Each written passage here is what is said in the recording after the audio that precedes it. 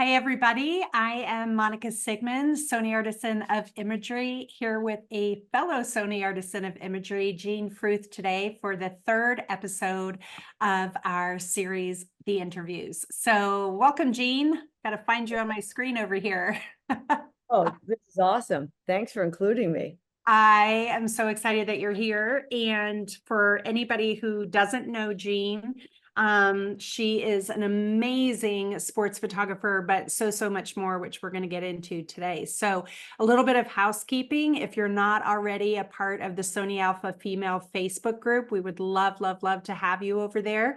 It's very easy to find, and you don't have to shoot Sony to be a part of it.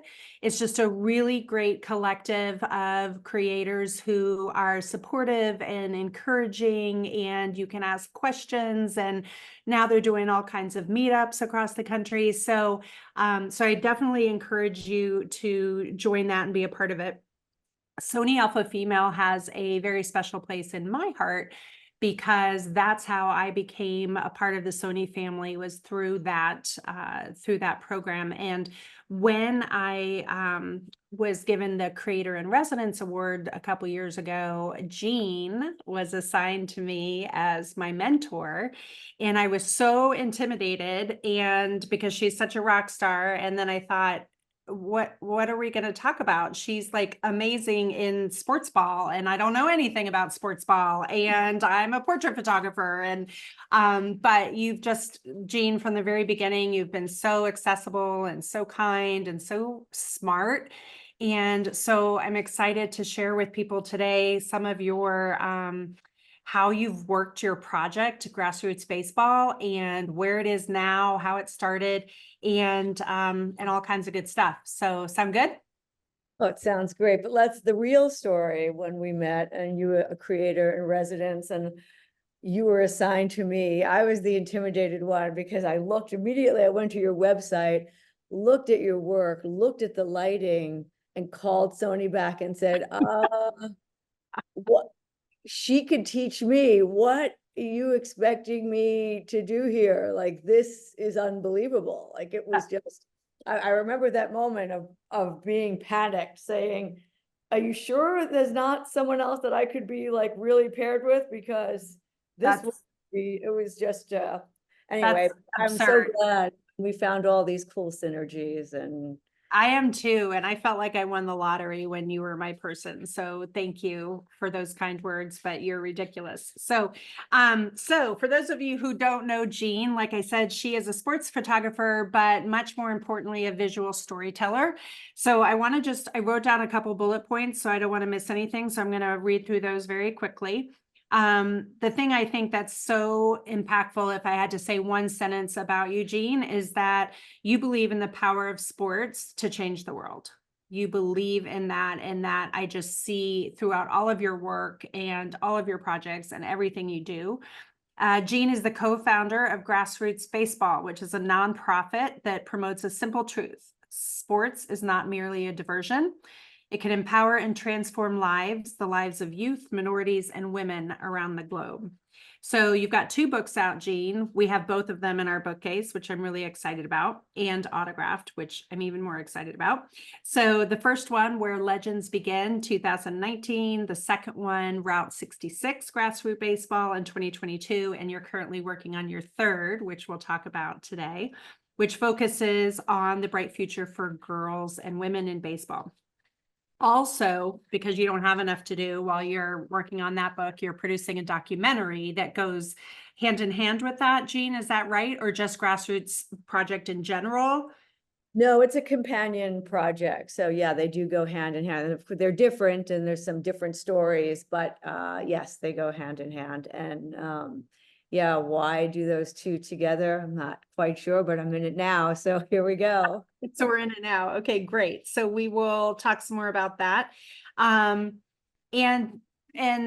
also just really and truly one of the most unique creators I know. I have lots of friends who are sports photographers, but I never saw sports the way that you show it, Jean. And for somebody who's not really sports literate, I find so much storytelling in your images. I always look forward to your posts, and because I feel like you're showing not just action, but the humanity behind all of it. And that's what I relate to as a storyteller too. So okay, so let's start. You ready? I'm ready, and thank you I've for got the words. 4 pages of notes. Oh, let's 4 go. pages of questions. So let's get to it. So let's start with the basic question. Is the photography the passion, photography itself, or is it a means to an end? Oh, yeah. I mean, it's certainly the passion of photography. And it's really interesting now because working on this documentary and working in film for the first time and directing and do all these other things, it like, especially in the beginning of the project, it hurt my still photography. Like I wasn't able to do all these things well at the same time. I don't know why, but and I was really getting frustrated, like not being able to, like I could see it. We were capturing it for our documentary, but I wasn't able, I had to be there. I wasn't able to document it in stills. And as I look at it, I more than ever before, I know that still photography is going to always be in my heart, and the way you tell a story with an image. I'm even more convinced that, you know, that'll always be, you know, in my life in that way. So I love the new things that I'm doing and learning and all of that, and I'll continue to do it, but still photography is always going to be where it's at for me. That's great. Why baseball? Yeah, baseball, I mean, I was shooting all kinds of sports and I still do. But baseball, like really just it's baseball connects generations, and there's just such great stories to tell with baseball. You know, it has a very deep history, and it's really the stories around the game that I find interesting. I mean, action's exhilarating, of course, but you know, there's so much to be told around the game. You know, it's played the same everywhere, but it sure looks different in different places. The geography, the topography, the cathedrals, the sandlots, you know, and then the fans, the generations, the father's sons, the mother's daughters. And you just don't have that kind of depth, at least that I don't see. I've never had that feeling like in other sports that I have, you know, the depth that baseball has. Did you play softball as a child or I anything? didn't. I didn't play softball. I played a little softball, but not very much, like in high school, just briefly. But I coached baseball. I coached Little League. I coached my son's Little League team I coached rookie ball. And then Little League called me and they asked if I wanted to coach Little League. I said no, but they did not take no for an answer. They wanted women coaches. They didn't have any. So they said they would train me, and there was really no way to get out of it. So, well, there was, but like, you know, how do you say no? Yeah. So I started coaching and they did train me. I never became a very good coach, but it was sure fun to photograph. And I was a good organizer of coaches and recruiter of coaches. So, but I really fell in love with the grassroots game that way. Just you know, the parents on the sidelines, the kids watching the game, just everything around it, you know, that grassroots is where I fell in love with it. And it propelled me into being a sports photographer. I was a portrait photographer at that time when I was coaching, and submitted photos to a local paper. And then they hired me to shoot high school, youth, college sports. And I started shooting every sport. So I have baseball to thank for that. So is that the trajectory, starting as a portrait photographer, then submitting that work, then what? Like, is there, because now you're like Jean Fruth. So like, what was the trajectory? What was the in between? Portrait photography was never the passion. It was just the opportunity that I was given. These two women were doing beautiful black and white film portraits. they were going on location. Later, we had a studio, but in the beginning, and it was like just, it was also printing, and I love printing in a darkroom. I did have that experience. So I printed their work in exchange for letting them go on shoots with me, letting me go on shoots with them, excuse me. And they were my first mentors. So I started printing all their work, and what they did was very artistic, and all the paper, I'm sure you remember this from your film days, like just printing on all this beautiful paper. And I just absolutely loved it. I just thought there was going to be a career for me in printing. But darkrooms went away and film went away. And but I was still taking classes. I was working with food photographers, wedding photographers. I was assisting everywhere I could and trying to figure out where did I want to land. I even worked with Andy Katz, like early on, another Sony Artisan, and did landscape photography, with him, and learned from him, and also learned that I absolutely did not want to do that. That wasn't for me. But when sports presented itself, when I had the option, the chance to shoot for these local papers, I knew absolutely that I loved it. I wasn't necessarily good at it, but I loved it, and knew that the excitement, the adrenaline rush, what's going to happen, the game unfolding, absolutely for me. Do you get nervous? I feel like if I were to photograph an actual sports event, I would be so panicked the whole time that I would miss the main thing. Like I would miss the shot. Obviously you're experienced and all of that, but do you still have any nerves or anxiety that sets in?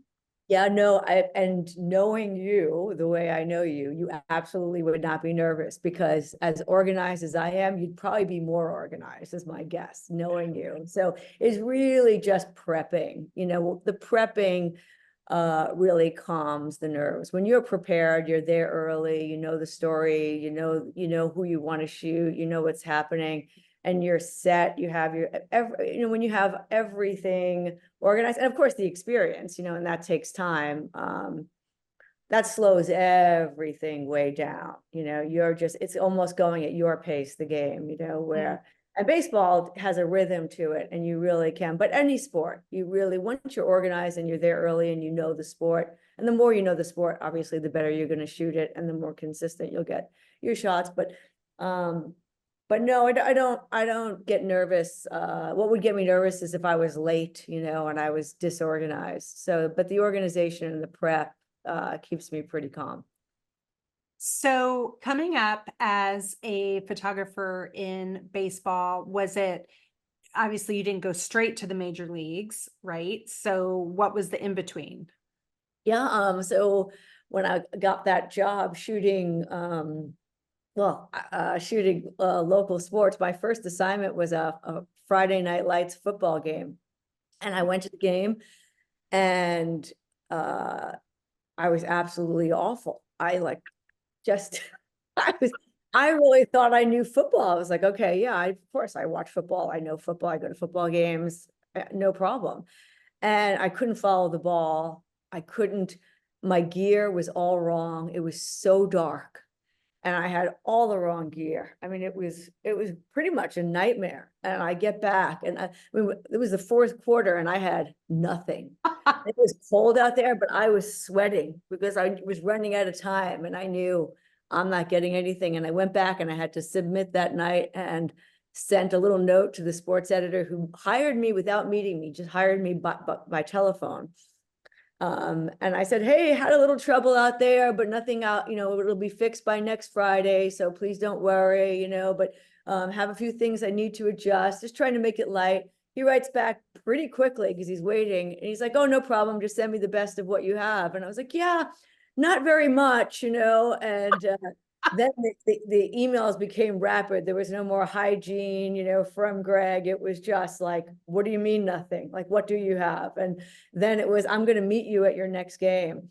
And so I had a friend of mine who I told the story to, who shot a lot of Raiders, and he shot a lot of rock and roll.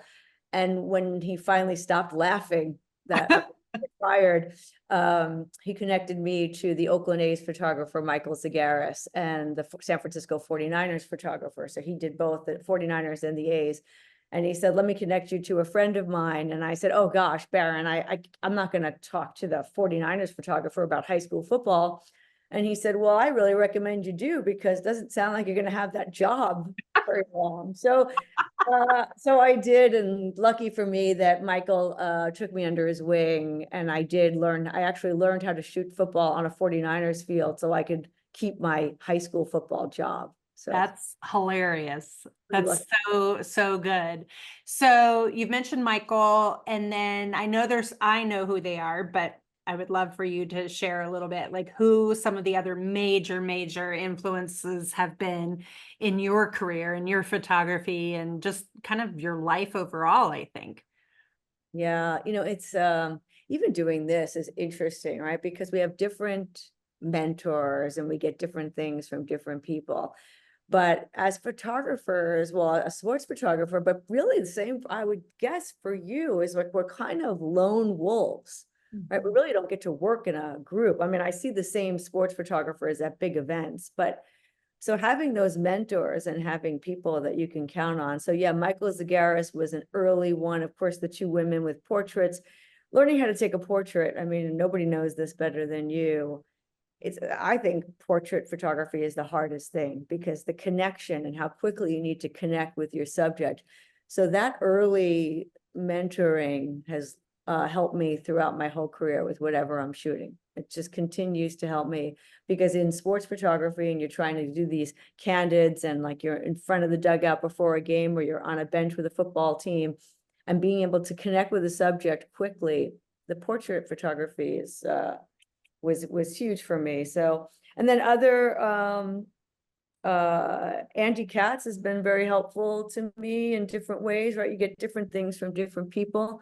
When I was working on my first book, he helped me just with like logistics, because he's done a lot of books. And Neil Leifer has been tremendous in these past few years, and not only helping me with my book and editing, but he's also helping me now with my documentary. He's made quite a few films, and that people don't even know like how much work that he's done, outside of his famous, boxing photos, and his career and his knowledge is just tremendous. And Steve Fine, who was the photo editor for Sports Illustrated, nothing moves the needle for me as a sports photographer is learning how to be an editor. So learning how to edit my work and is a big deal. So becoming a good editor, especially when our cameras are shooting 130 frames per second, you need to know how to Right.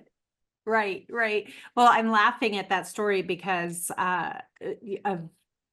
of the quarters of the game, because I feel like a lot of portrait photographers can relate to that, because we're getting to the end of the session and we're like, do we have anything? Did we get anything at all? So I think that's universal probably for most artists, that last minute panic and did we get it? So okay, so I want to dovetail into being a woman sports photographer, because your current book is about girls and women in baseball. So before we tackle that, I want to hear from you kind of some of the challenges that you have faced and overcome as a female sports photographer.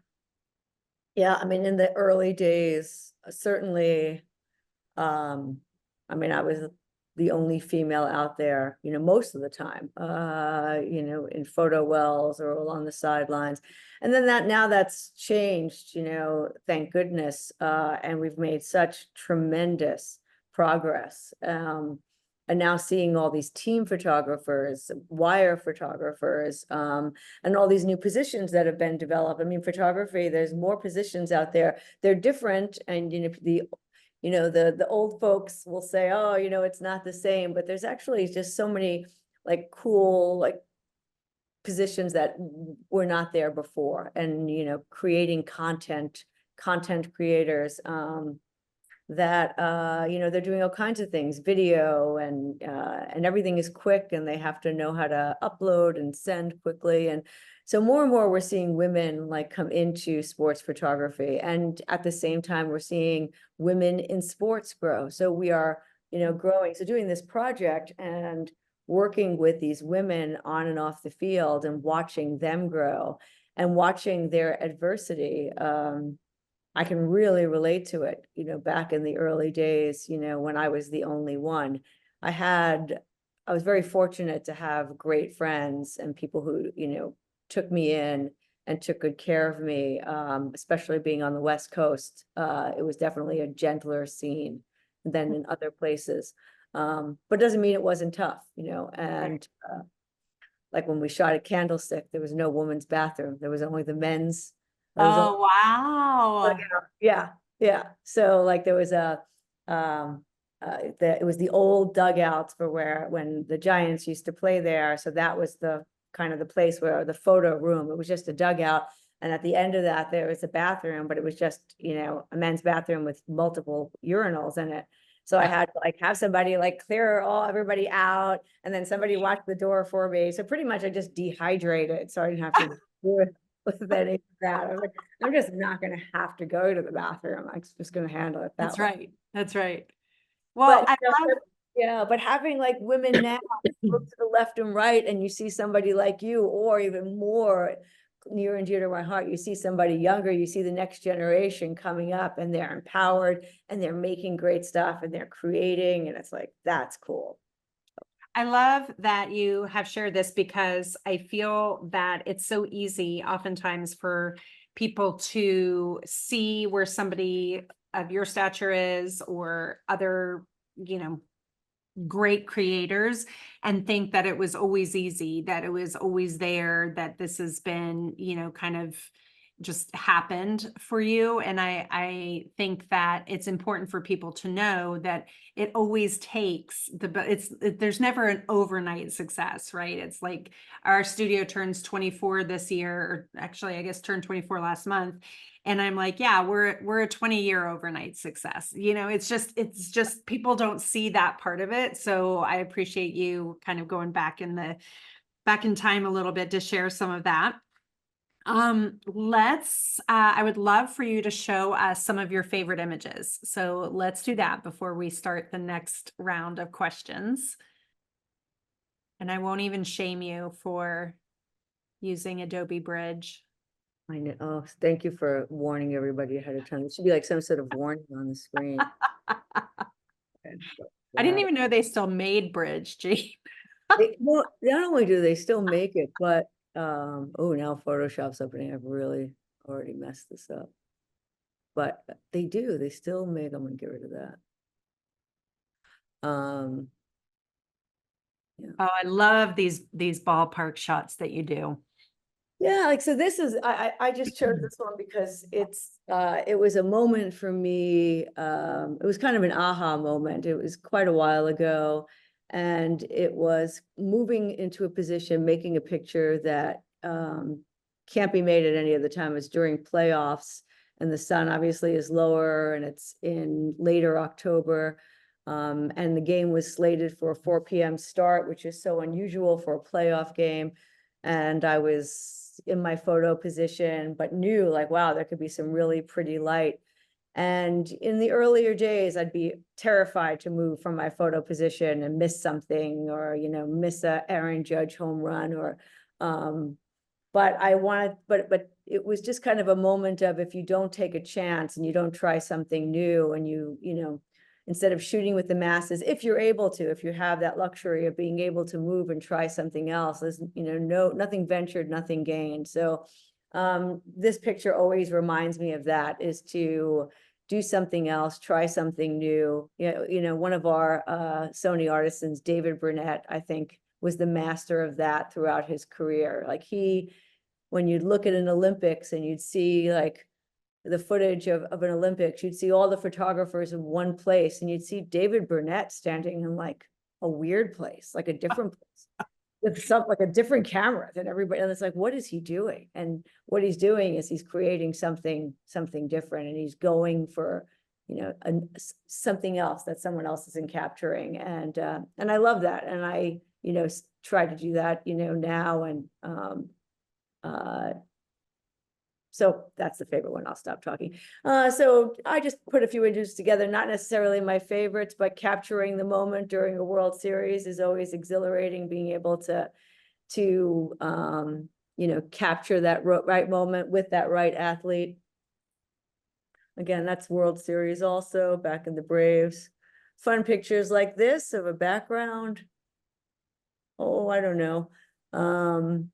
And so I just put together, kind of what I was shooting for major leagues, just earlier in my career and up until this is a pretty recent World Series.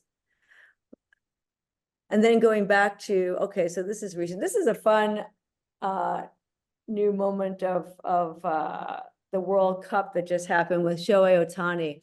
And I just loved it because lots of times with the Japanese culture, they don't really show a lot of emotion. They're pretty reserved with their celebration. It kind of goes back to baseball looks different. Well, the way they celebrate is usually pretty reserved. So seeing Shohei Ohtani play for Japan and the emotion that he showed was just so exciting. And I'll make this my new favorite, and just a quick story of being able to adjust. In sports photography, having a plan and being prepared, and like what we talked about earlier. But with any plan, things change and you have to be able to adjust. There's problems and things happen. And right after this game, I was supposed to go on the field and shoot the celebration. It ends up that my photo pass that I had was not the right pass, and I couldn't get on the field. And I could have just stayed there and argued with a security guard who's just doing his job, and I would have gotten nothing. But I just pivoted, went back up to the top, got a long lens, got my 400 2.8, centered myself with all these fans watching the celebration. And luckily they were very kind to me and let me squeeze in the middle of them. And I ended up making a picture that I would have never made had I been on the field. So it's really about, okay, sometimes plans don't work out, right? So be part of the solution. Don't complain, adjust and pivot and go quick and come up with a new plan. And having organization really just like helps all that. So the manager, I was looking for Shohei Ohtani like I always was during this series.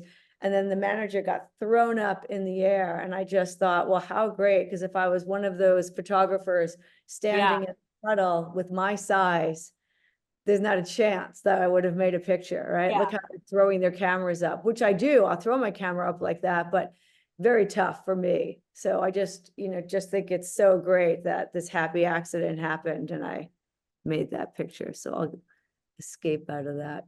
I think that's so important because it speaks to not only knowing your craft, but knowing your gear, knowing what you're capable of, not letting things rattle you, and knowing what your gear is capable of, that okay, I have to pivot. So this is the tool that I need, and you can move that quickly. Yeah, it really is true. Yeah. It's like just staying calm and solving problems. I mean, it happens in portrait photography all the time. All the time. Lights don't work. Too often. Yeah, I can only imagine. So, yep, keep it calm and, handle it behind the curtain. So I just picked 3 portraits because I'm talking to you, and obviously my portraits are very different.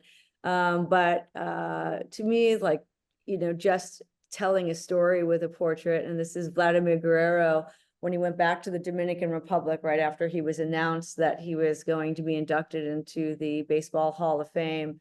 And it was a very exciting moment because he was only the 2nd Dominican to be inducted at that time.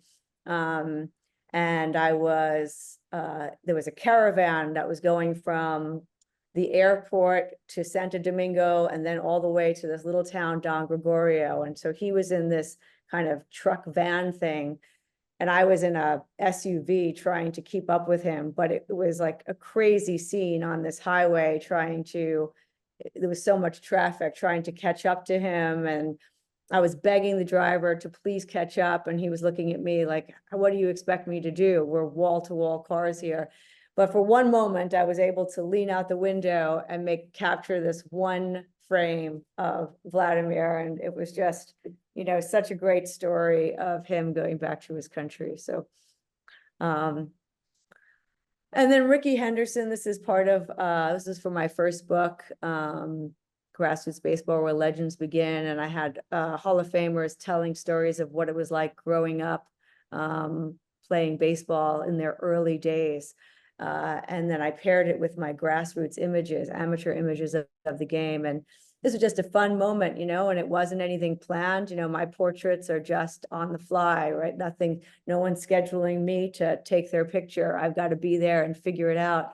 And just having Ricky walk when the field was named after him. So having that moment, and it's become more of a favorite now that Oakland is going to no longer be after this season. So Michael will attest to that. And actually, Michael got me a Ricky Henderson book. So there you go. and my last one, just I love this. It's Randy Johnson in Cooperstown. And I had a chance, I was taking portraits for the Hall of Fame, and they were kind of just, black background or dark background, kind of just, pretty boring, but the subjects were great. And then, I asked permission if we could do some more environmental, like tell the story of Cooperstown. So really tricky to do during Hall of Fame weekend because there's 50,000 people descending upon a town that normally has 1,600. So it's getting up early in the morning and setting up these shoots, and you only get a few minutes with the athletes, they're busy with all kinds of things, but just having Randy Johnson, larger than life, standing on Main Street, it was just kind of a fun moment, and it's been a favorite portrait of mine. So Yeah, I love that. That's fantastic.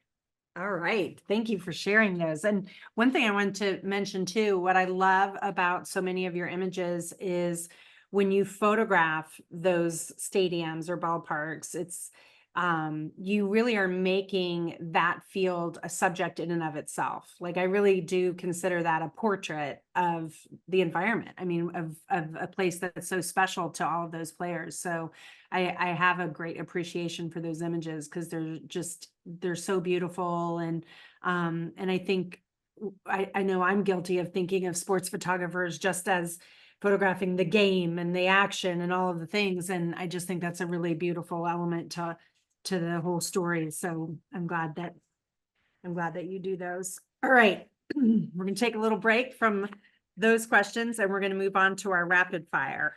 oh, let me have some water. I'm ready. You ready? I know I have something in my throat and I'm trying to like mute myself every time I cough. Okay. So you good. I'm glad. We'll start out with some easy ones. Okay, good. All right. Introvert or extrovert? Oh, extrovert. Early bird or night owl? Early bird. Movie or book? Movie.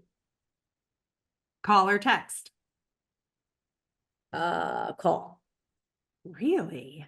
I like call. That's good to know. I always text. Nobody likes a call without a text first. I know. I'm really like confused, like hello? Like, why are you calling me? Like, you didn't, hey, you have to say, can you talk? Like, do we have to do that now every time? Yeah, there's not many people who like the random call. So yeah, I won't do it to you. I won't call without texting. But now I know. I'll call you. I'll just call. I just won't answer. I'll check the channel first to make sure there's not something on. Sunrise or sunset? Sunset. Rain or shine? Oh, shine. Favorite color? Blue, navy. Navy. Okay, so now I'm going to do this next set of rapid fire is baseball related. Okay. Oh, I like this. Full disclosure, I Yeah. don't know what half of these are. I had Michael help me You're better because then I can make up the answers and you'll never know. because I am not too sure. But okay, so I know that many athletes have superstitions. Do you have any superstitions? Oh, yeah, I have all kinds of superstitions. Yeah, I do. Yeah. And I like just, yeah. Okay, I go for a walk and there's these steps that I walk by. I have this path that I walk. And if I feel like it'll be bad luck if I don't go up and down the steps. I can never go past the steps without walking them. That's strange. Okay. That's, yeah, I have, yes. Okay, yeah, give us another one. And are those steps like at a ball field or are they like just on your normal walk or what? Just on my normal walk in San Okay. Francisco. Yeah. Yeah. But no, I guess I just feel like doing the same things, like being a creature of habit. I feel like I definitely don't, I talk at a game about what's going to happen. Like for sure, if I speak of going extra innings, it'll happen and nobody else should speak of it. I mean, you should know that. Don't say it. Okay. There's a lot of things that you don't, and it's, yeah, baseball and sports, but baseball is certainly full of superstitions. So if somebody's throwing a no-hitter, you don't talk about it. You all know it's happening, but you don't say it. It's like Fight Club. We don't Exactly. talk about it. All right. Favorite team? Oof. Well, the Oakland A's are going to always be near and dear to my heart because they're the ones who gave me my start. Okay. Favorite retired ball player? Johnny Bench. Hmm. Ask Michael. Okay. Favorite current ball player? Favorite current ball player? Shohei Ohtani. He's just like, there's nobody, he's a phenom. I just haven't seen, no one's seen anything like this before. Righty or lefty? For me or for what I like to see? For I like you. shooting lefties, but I'm a righty. Okay. Willie Mays or Hank Aaron? Oh, don't do that. That's Michael. That's not me. That's mean. He's being mean now. He saved it for later. I'm not saying that if being recorded. My God. Okay, so we're passing on that. Yeah, no. don't Hot even- dogs or peanuts? Hot dogs. That was my question. Yeah, I like that. Can't tell. Yeah. Uh, After the dugout. Darren Mays thing, at least you gave me an easy one. I Yeah. know. Dugout or field? Dugout or field? Oh, dugout. Okay, that was my question too. Nice. Spring training or World Series? Spring training. Little League or Major League? Little League. Action or reaction? Oh, that's a tougher one because action, I love shooting action, reaction, but it's got to be really good reaction. I feel like there's too much like reaction photos right now. Like the mugging for the camera is not really reaction. So it's got to be really good reaction. Like authentic. Authentic. Yeah. Yeah. LA Dodgers or Brooklyn Dodgers? Brooklyn Dodgers. Ask Neil Leifer. You have photographed so many different places. What's your favorite country that you've photographed baseball? Cuba. Black and white or color? Color now. Wide angle or telephoto? Oh, don't make me choose. Don't make me choose. God, you need those to tell the story. You really gonna make me choose? Yep. Wow. Wide angle. Okay. All right, so we're done with baseball part. Something that you can't live without. Pizza. Tell me one thing on your bucket list. On my bucket list. I don't have like so many things that I want to do. We have it's on my bucket list. We can come back. All right, thanks. Yeah, give me a minute. Something you can't do but wish you could. Go back in time and shoot like those photographers back in the 50s when they were standing on the field. I'd even wear like the fedora hat and the suit if I had to, and like be able to get like Roberto Clemente like sliding into home, and just capturing those moments of those legends. Like I would love to go back in time and do that. I'd like to do it with my my Sony A1. I was going to say with your current Or gear. the 9.3, I'd like to capture it at 30 to 120 frames per second. Actually, I don't want their Exactly. camera, right? I just want to Exactly. do that. Yeah. My wish, right? So, yeah. Guilty pleasure TV show. Oh, Curb Your Enthusiasm.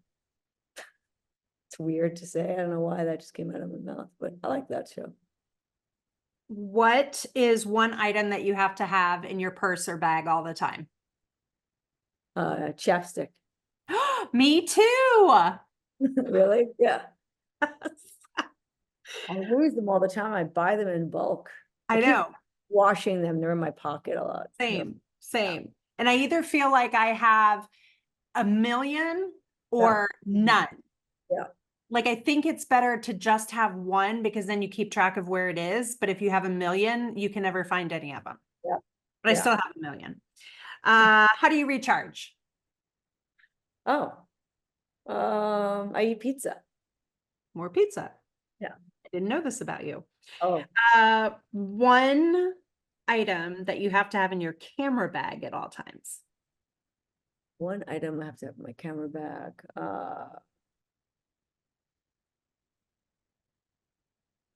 Wow, lots of batteries. What do I have in my camera bag? You know, just a like an Yeah, item. non-camera specific. Um, I carry one of those little, when I travel, like those little Sony speakers and set them up in my hotel rooms. That's like nice to have. Love it. Those Yeah, little round ones that, yeah, I love yeah, them. yeah. I don't know the model or anything, but they're really nice to have, so you can have real music. Yeah. Okay, so going to the gear side, let's switch. What piece of gear would somebody have to pry out of your cold, dead hands? Oh, 70 to 200 2.8. Interesting. Okay. What 3 words would you use to describe the Grassroots baseball project? Can I use 5? Yes. Surrounding my work with purpose. Oh, I love that. Don't you feel that so many people, it's hard for them to find their purpose? Yeah, yeah, I just feel so lucky. It changes. I mean, shooting all the major league, you know, and professional sports is great, but there is no better feeling of feeling like you're making a difference. And it's just a whole different feeling of there's nothing I'm more proud of than the project I'm doing right now, no matter how it turns out, you know, just knowing I'm making a difference even in a small way, that I'm fighting for women's equality, you know, that it goes beyond a sport. And being able to know your art can make a difference is it's there's just no better feeling. You know, there's just no, you know, you feel like you're getting so much more than even you're giving by this feeling of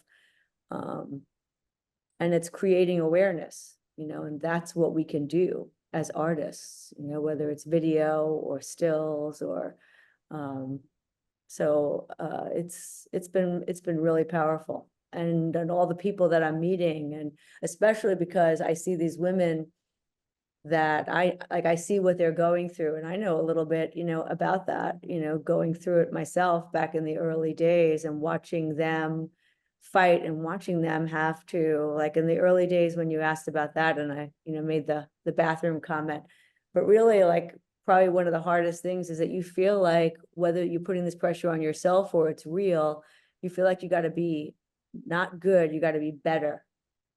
Then you got to prove yourself more. Like a mistake is a bigger mistake because you're a woman and everybody else is, you know, and people are watching, oh, that's the woman that's doing that. And that's with these athletes, you know, like when they're out there and they're alone, you know, they have to fight harder. Every mistake is bigger. You know, they're under a different microscope. So, I mean, I don't feel that now in my career, but I know I did then. And I see these young women and what they're doing and what they're trying to accomplish. And you know, if I can shine a light on them, like it's such a pleasure. It's more than a pleasure, it's an honor. When you started this whole Grassroots baseball project, did you start with that first book, Where Legends Begin, or did you start with the nonprofit? How did like, just describe for us the timeline of how those things came about? Yeah, so I was always taking amateur baseball photos, right? The grassroots game before it, I used the word grassroots. I Yeah. was just shooting little league because I loved it, right? And just And I just want to clarify, just in case people it's not amateur photographs, it's amateur baseball that you're photographing. correct, amateur baseball, right? Yeah. And so shooting, you know, the amateur game was just a passion. And then paired these images with those essays with Hall of Famers, was working for the Baseball Hall of Fame and connected with them to tell their stories. And that's how the first book came about. And I wasn't shooting for a book, right? I had the images already. Like I just had so many of them in all these different parts of the world, and Cuba and Dominican Republic and, Puerto Rico and Japan. So, and it was so gathering all these images and then, wow, let's make a book. So it was an afterthought. And then after the book came out, that's when I was at a point in my life where it was like, okay, how do I give back? How do I surround my work with purpose? I'm definitely at a point in my life that I wanted to then. So that's when Grassroots Baseball, the not-for-profit, was formed. And it was like, okay, where do we start? Where's a good place to give back, to give back. So we decided at the youngest level to give back to kids first in underprivileged communities. And so we started along Route 66 because, right, how great to tie in so Americana, baseball, and Route 66. So it went so well together, and we got ourselves an RV and off we went. And it was a great journey. And at that point, I knew I was also going to be shooting for a book. So we were doing clinics for kids, and Hall of Famers joined us along the route, retired players. And it was 3 years along Route 66. And then that's when Grassroots Baseball Route 66 came out. And that part, we were a 501(c), and just really just so great being able to give back. And then that was able to propel us to this next project. And it was so easy. We didn't know what the next project was going to be until the end of Route 66. And I realized the project didn't have a lot of girls in it or a lot of women in it at all. And I was like, just disappointed in that. There was, a girl playing on a boys team. And so I reached out to this organization called Baseball for All, and they had maybe 1,000 girls playing baseball under their umbrella. And I said, do you happen to have any along Route 66? And they had teams in Santa Monica. So I shot my first all-girls baseball game in Santa Monica at the end of Route 66. And it was an incredible experience with these girls around 13, 14 years old. And then starting to learn all about women's baseball, and said, okay, this is such an obvious next project. And what a great mission to shine a light on them. So as you're photographing, because you're still in the middle of photographing the third book, right? Like you're not finished. So are you photographing, is it all teams that are all women, or is it women players in other teams? Like what does that look like?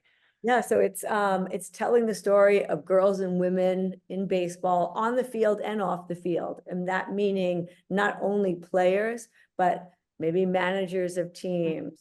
It's such an exciting time for women's sports, and women's baseball is really at the infancy. Like basketball, hockey, other sports are much further along than we are as in women's baseball. But that makes it exciting to do the project, right? Because they're the ones who need, the audience.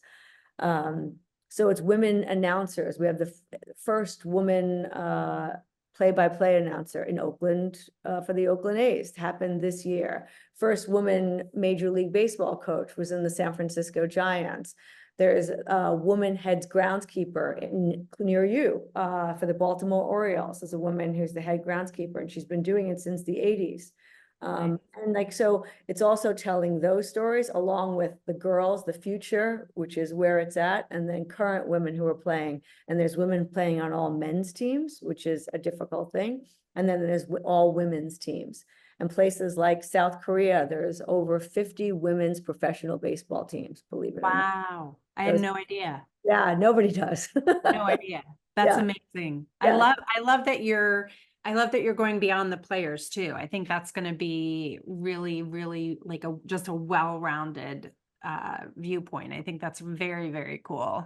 Yeah, and then a little bit of the history too, because women are not new to baseball. During World War II, men went off to war, and there was, the AAGPBL, the All-American Girls Professional Baseball League, and a movie, A League of Their Own, brought some popularity to that, or at least shined a light on those women at that time. So the door opened and closed throughout history, but now the door is open. So it's time to tell the stories.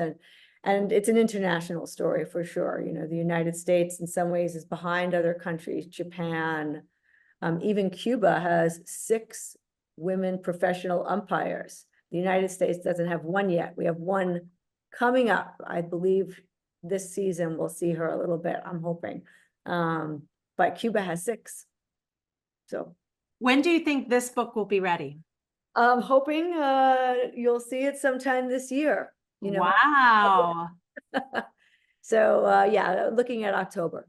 I cannot wait to add that to our bookshelf. That's going to be great.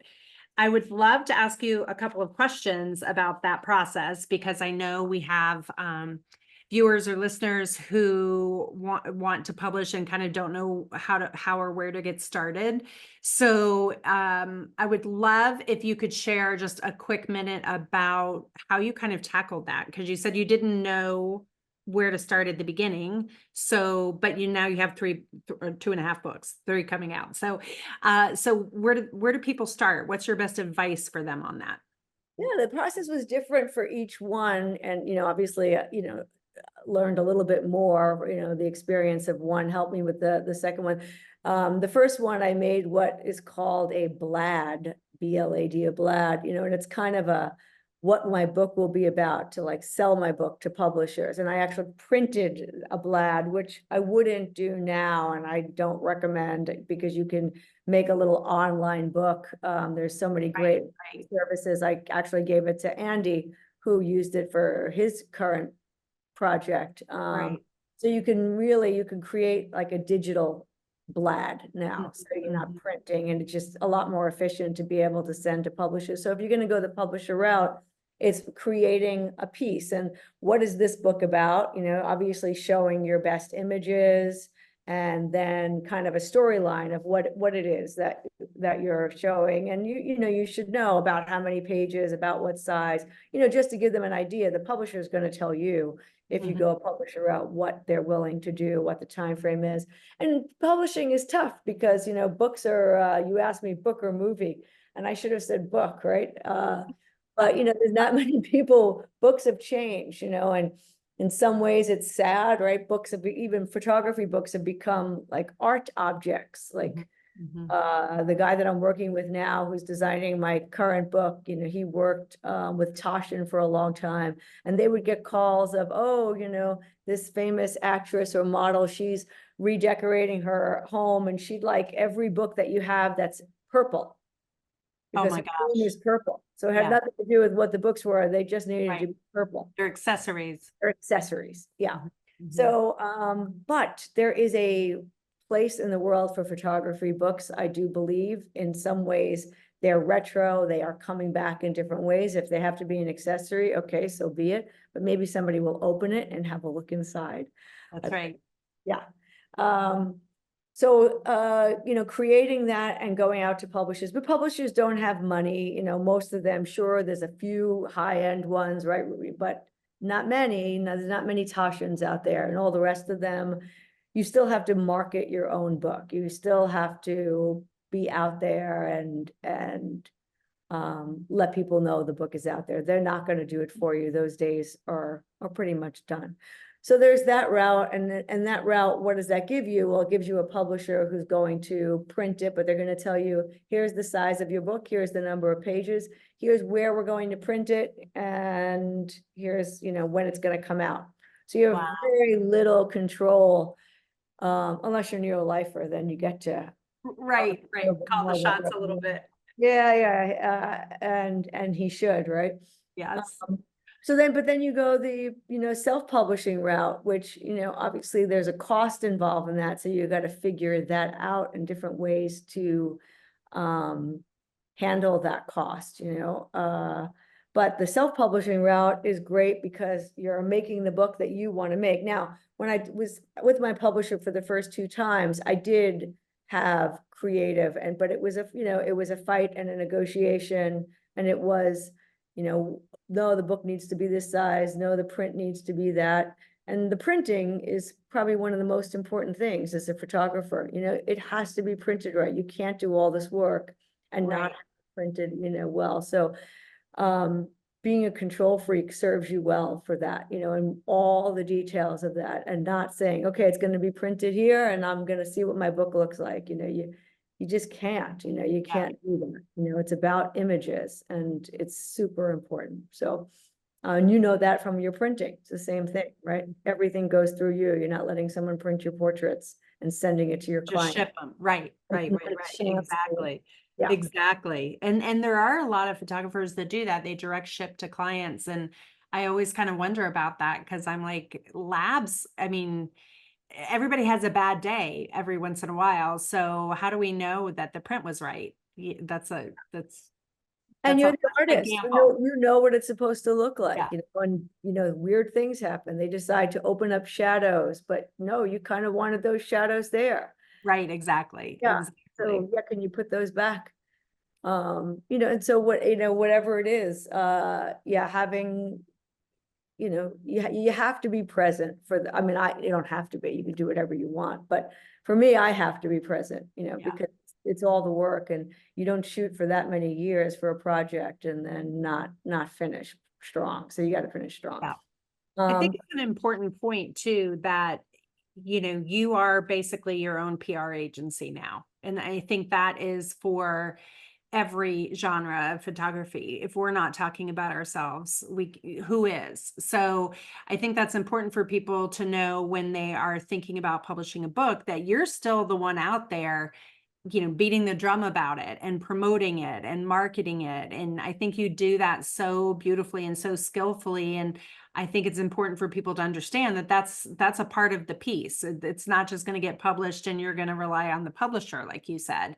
And I remember when we were doing our mentoringship together, you were always so creative about how to get in front of people and how to drum up your own business. And so I know with the Route 66 book, you had that van and it was wrapped and you had sponsorships and it was just so fun to watch. And I think it was extra fun for me to watch because I knew you went out and got it. You were hustling, you were making those introductions and getting in front of people. And so what would one piece of advice be for people in terms of the marketing or the sponsorships? Like if you had to boil it, it's such a big question. We could do an hour just on that.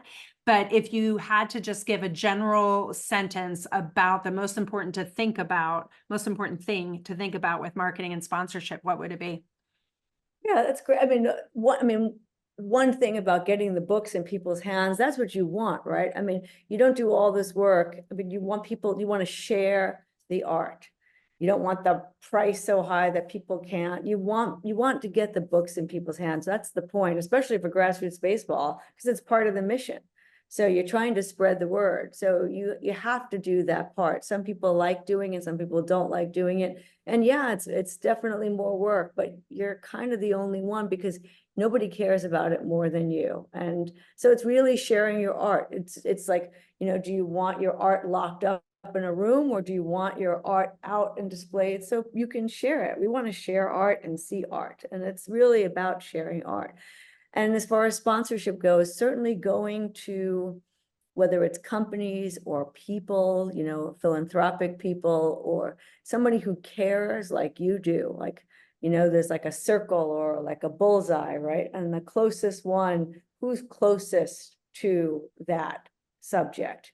Who's closest to baseball? Who's closest to kids? Who's closest to women, like who's going to thinking about it that way. And that's that first circle. And then maybe there's a wider one, there might be clothing companies or whatever, maybe they're not as connected, but who intimately is close. And then of course, this wider circle. And so I like looking at it as those phases, who's most likely and kind of thinking about those lists.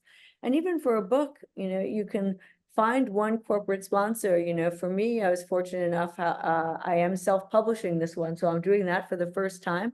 The other two, I went through publishers and it worked out great with the publishers. And actually the woman she's no longer there, she's line editing the book for me. She's a great editor. So I found her and she's a Mets fan. And I said, hey, any chance you still want to do this? So she's cool. And so she's still involved, even though she's not with the company anymore. But finding one, maybe corporate person or somebody who has a large holiday list or whatever, wants to give some sort of gift, and maybe they can pre-purchase Love that. a large quantity of books. So that helps you then, get ahead, and maybe, fund your project. I love that. And I think that also the more defined your purposes, which I think you are you're just drilled down on that. It's nice and tight and neat and you know what it is. And I think that that must help you also when pitching or thinking of people to pitch to, because it's not just the company that makes the baseballs or the company that makes the jerseys. It's like who values giving back to children or lifting up women, and really finding those companies that are aligned with your mission and your purpose is, I think, probably even more important than just the sponsors that can make the bats or whatever the sports things are that I don't know because I don't do sports, but right, like, don't you find that Oh, yeah. alignment is so important? You're exactly right. It's the same thing for this project overall. When people who share the same passion come together, then something can happen. Things just they're not going to naturally happen. Things didn't naturally happen for women's basketball. There had to be like-minded people with a like-minded passion, and it was a slog to get women's basketball from no fans to no publicity, no money for the athletes, nothing, to where they are today, and they're not finished. And it's the same thing with this. So it's the same thing with your project. Who's like-minded, who shares that passion, and coming together because they want to, spread the word. So if it's, whatever your project is, who's like-minded, and it doesn't need to be a cause. Yes, we have a cause and we're a not-for-profit, but it even could be whatever you're shooting.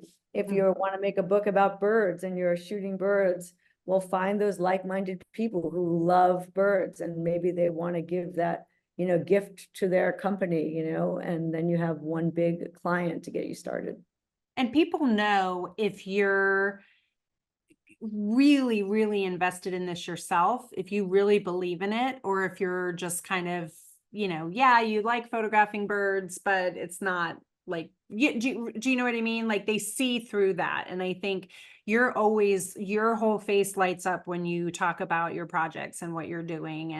And more importantly, the impact that bringing light to these players has made. So I think people can see that it's very transparent, and just a reminder to people that before they endeavor to take on a project of this size, make sure it does fulfill their purpose and their mission, right?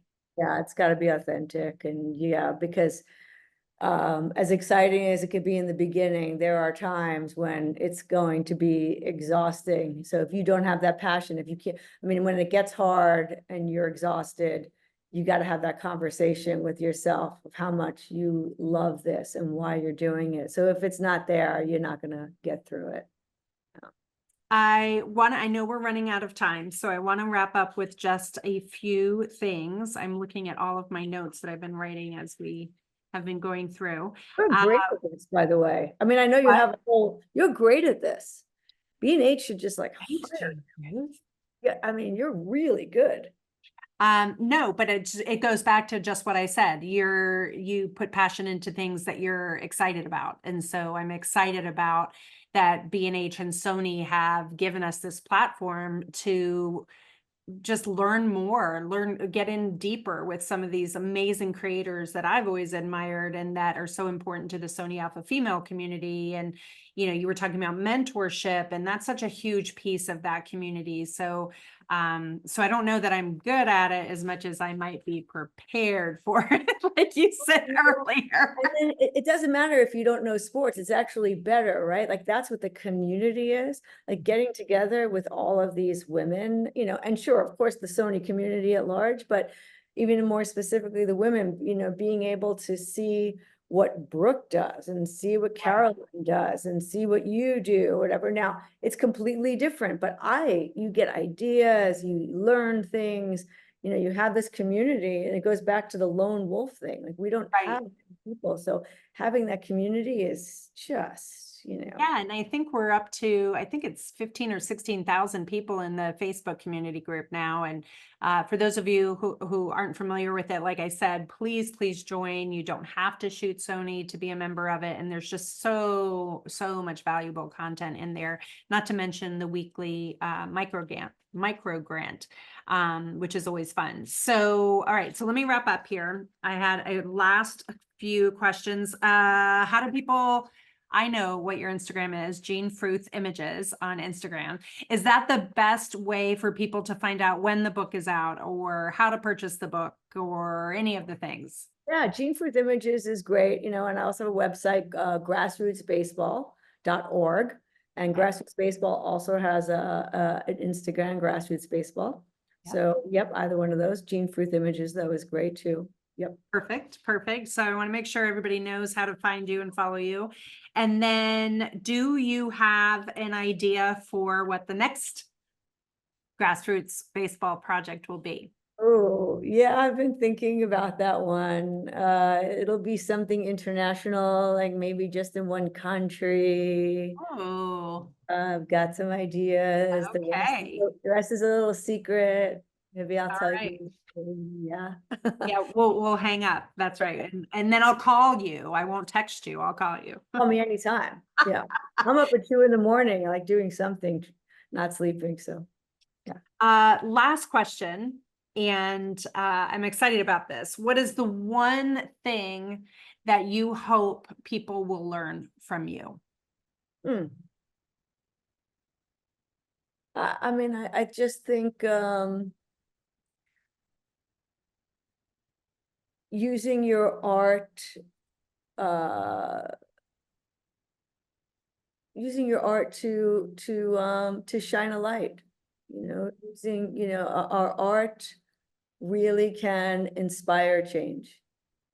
I love it. I love it. Jean, thank you so much for being a part of this. You are such a special person to me. And I really am grateful that you could spend your time with us today. And thank you to B&H and Sony, like we've said, because you've just given us this beautiful platform to shine a light on all of these creators. And this has been wonderful talking with you. So again, it's Jean Fruth Images on Instagram and Grassroots Baseball on Instagram. I cannot wait to see this book, and I can't wait to see what's next. And thank you for everything on a personal and professional level. This was so fun. Thank you. Thank you for including me. And I can't wait for the next one. Who is the next one?